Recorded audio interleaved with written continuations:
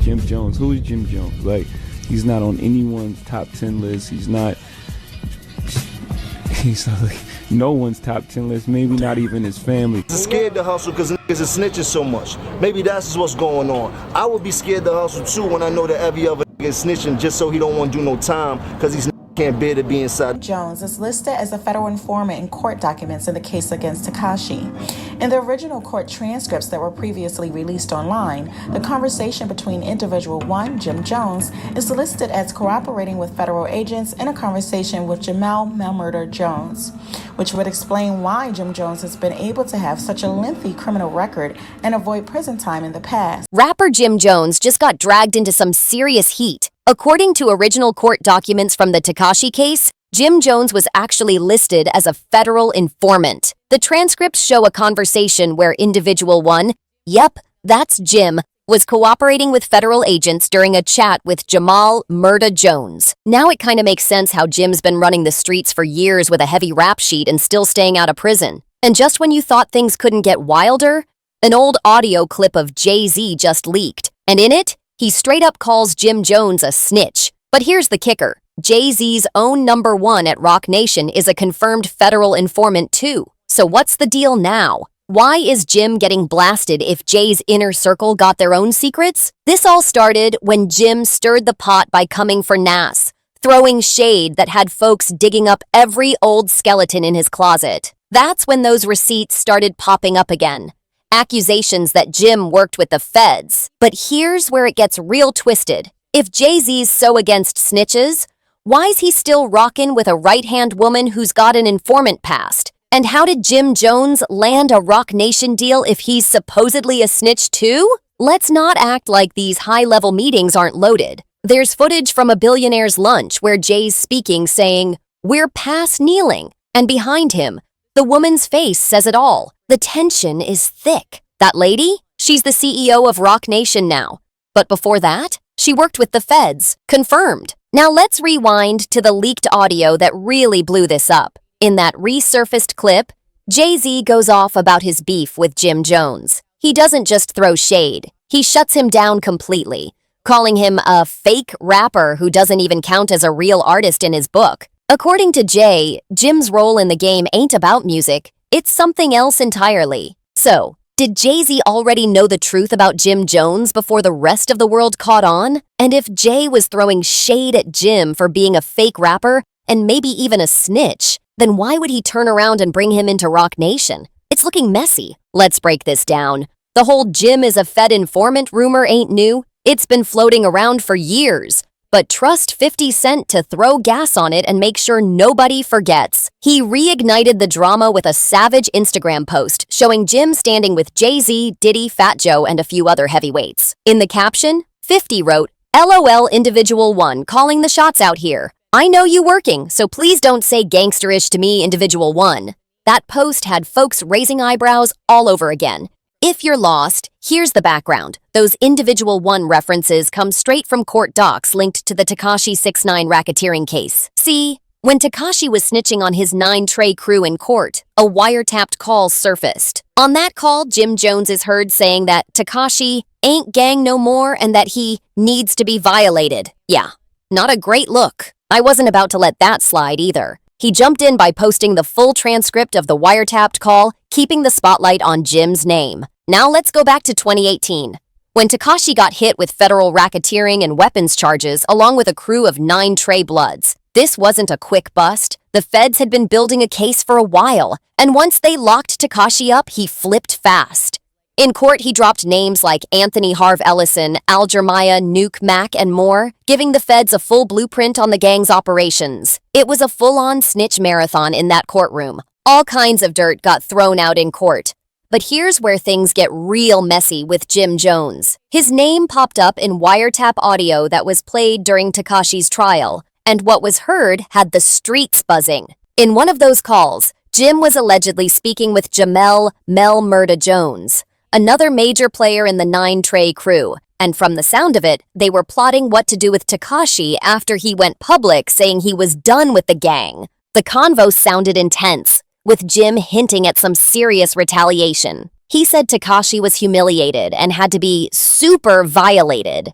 Not just violated, but super, super duper. The way they were talking, it didn't sound like some empty threat. It sounded like they were really planning to handle him for turning his back on the gang. Jim said stuff like, "He definitely humiliated and shot right now. You got your picture up there next to the post. Everything he say, they got a split screen with Shotty's picture next to the set. He trying to separate himself, that's cool. But now he gotta get violated." Then they went on talking about how Tekashi would need to roll with a full security team if he wanted to stay safe. That kind of talk ain't something you expect to hear from someone who's supposed to be clean. They even said he canceled all his shows and was no longer a gang member. "He ain't nothing," the voice said. "Shotty need to expose him. He was never a gang member." That leaked tape was wild and had folks asking the same question. How did Jim Jones end up on a federal wiretap talking gang business and still walk away without a single charge? That's where things started getting real suspicious. After the trial, people couldn't ignore the obvious. How did everybody else get hit with indictments, but Jim didn't? The streets were like, nah, something ain't adding up. That wiretap should have had him right in the middle of that case.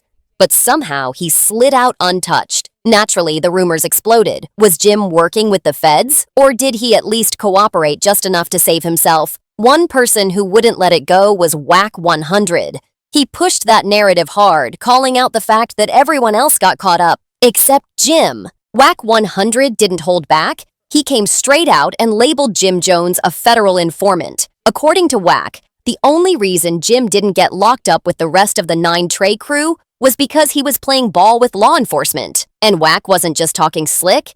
He doubled down on Clubhouse, interviews, and even when chopping it up with Tekashi himself. He even dared Jim to step up and prove he wasn't cooperating, like, "If you ain't working with them people, show the receipts." Whack broke it all the way down, saying, "Jim Jones, right? He ran with the same crew I was with a whole decade before I even met him. Jim Jones, Dipset's own, was running with Shotty, Nuke, Mel Matrix, JL Jones, Roe Murder, Roland Martin, all of them." According to Whack, Jim wasn't just casually connected, he was deep in that circle. But then Whack took it even further, saying Jim didn't even take care of his own people. He claimed that when he met these dudes, Shotty was sleeping on a rug in an apartment off Madison between Tompkins and Troop. Mel Murder was out in Gates and Marcus Garvey with his baby mama. Roland Martin had just finished doing a 9-year bid. Whack said he stepped in and showed them love. Hooked him up with real money, places to stay, even watches and whips. Whack said Shotty went from sleeping on the floor to driving a Benz and sitting in Yeezy board meetings with Kanye in just 6 months. Matrix was good.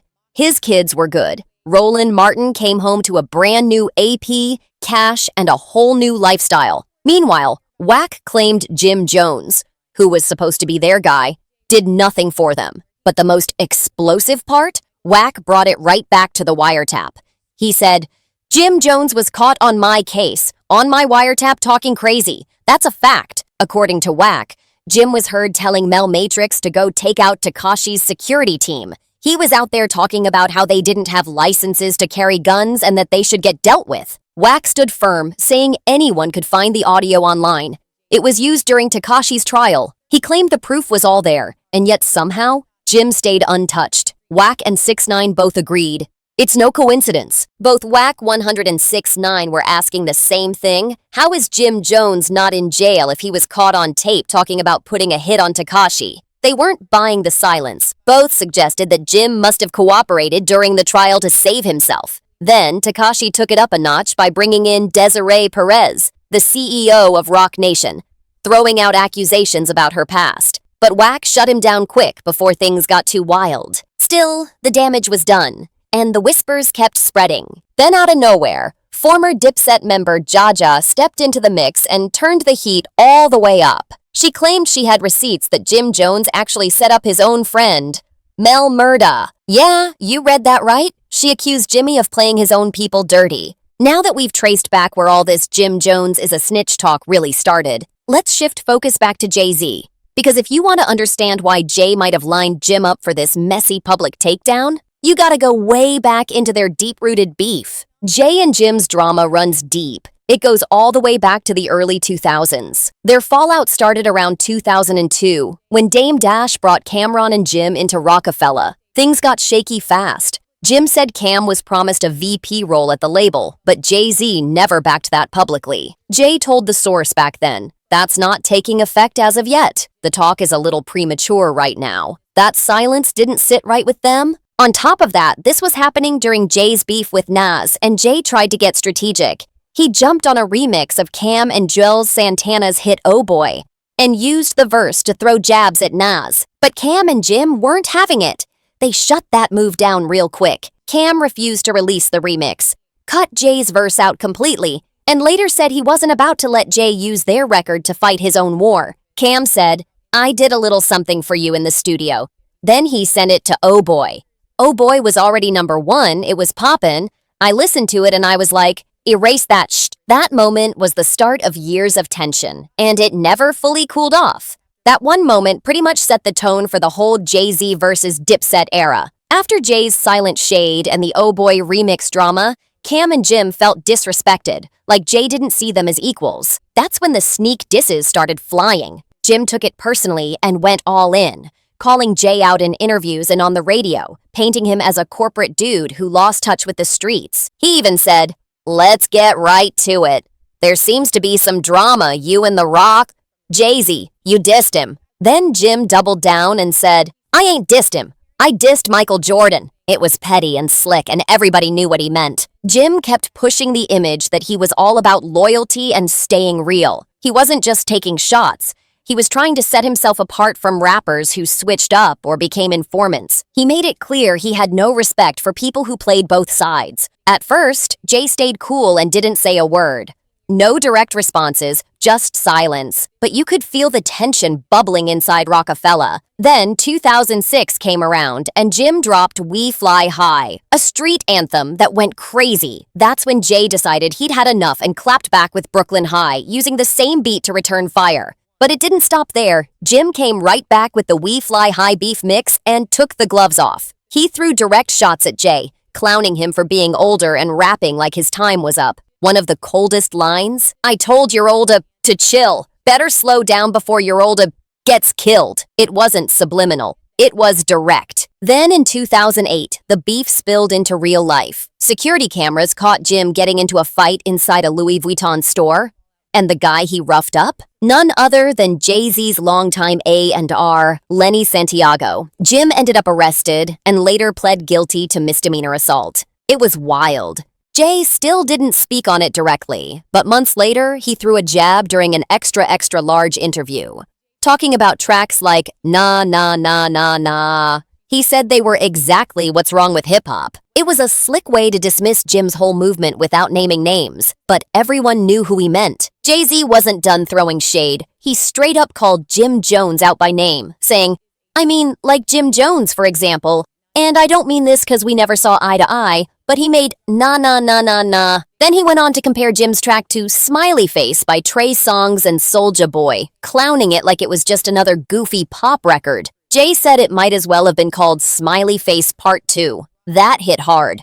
And it was clear Jay didn't rate Jim's music at all. After that, the beef simmered down for a bit. But in 2015, Dipset reignited the fire. Cam'ron and Jim dropped a freestyle over Diddy's victory beat and went straight for Jay's neck again. They mocked the Rock Nation brunch, called him soft, and clowned him for going corporate. The disrespect was bold and loud. But then things took a weird turn. Out of nowhere, Jim switched up. He stopped dissing and started begging for a seat at Jay's table. By February 2017, after 13 years of non-stop beef, Jim officially signed to Rock Nation. Just like that, he was down with Jay's camp. People were shocked. A Dipset soldier linking up with the same man he dissed for years? Jim even posted a photo flexing bottles of Douce and Asian spas next to a Rock Nation letterhead, telling fans to capture this. He wasn't trying to play it cool. He wanted the world to know he was in. He started popping up at Rock Nation events too, including the same brunch he used to clown. Now he was taking selfies, sipping drinks, and praising Jay in interviews like he was the GOAT.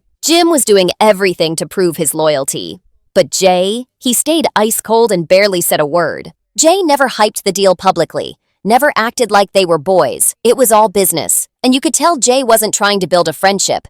He was making moves. That's where the conspiracy talk started again. Some folks say Jay didn't bring Jim in to squash beef. He did it to neutralize him. 'Cause if there's one thing Jay-Z's known for, it's absorbing his enemies before they become a problem. It wasn't a truce, it was a checkmate. Think about it. The LOX, Fat Joe, J. Cole, Meek Mill, they all had their own issues with Jay-Z at one point, but somehow they all ended up signing deals with Roc Nation. It's like beef with Jay always ends with a signature on his paperwork. Now, when it comes to Jim Jones, after Jay brought him into the Roc Nation fold, he kept his distance. Real distance. So here's the question. Was Jay protecting his brand by staying away from Jim because of that whole Tekashi wiretap and the snitching rumors? Or was something deeper going on? Let's get real. Jay's whole "I don't rock with snitches" image might just be for show. Because guess who runs Roc Nation with him? His right-hand woman, the president of the company, Desiree Perez. And she's a confirmed federal informant. No rumors, no maybes. It's public record. Let's take it back. In 1994, Desiree Perez got arrested for moving 35 kilos of cocaine tied to the Griselda Blanco network down in Miami. Under pressure, she flipped and agreed to wear a wire for the DEA. Yeah, it's that serious. And remember that famous Jay-Z clip where he said, "I think we've passed kneeling"? Look at the woman sitting behind him during that speech. She looked tense for a reason. That was Desiree. The same woman who once cooperated with the feds is now running Roc Nation's business moves with Jay-Z. Crazy, right? Even Dame Dash spoke on it, without naming names. In a Breakfast Club interview, he said, "Once a man has certain friends, we don't talk about him anymore where I'm from." That was a shot, and people knew exactly who he meant. Still, Jay and Desiree launched the Roc Nation Reform Initiative with Meek Mill. And guess what? In 2021, Trump came through and wiped Desiree's criminal record clean. Presidential pardon status. That says a lot about the kind of power moves happening behind closed doors. So if Jay's cool doing business with an actual former informant, then why would he ghost Jim Jones over rumors of snitching? That's where the theory comes in. What if Jay's been playing both sides the whole time?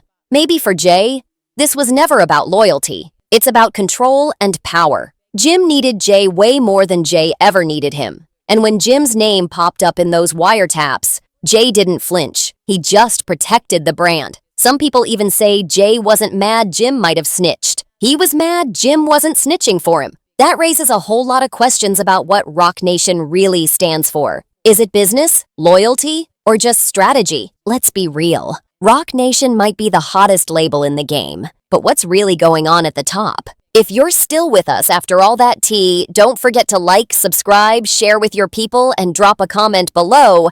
We want to hear your thoughts. This one was wild. See you on the next one.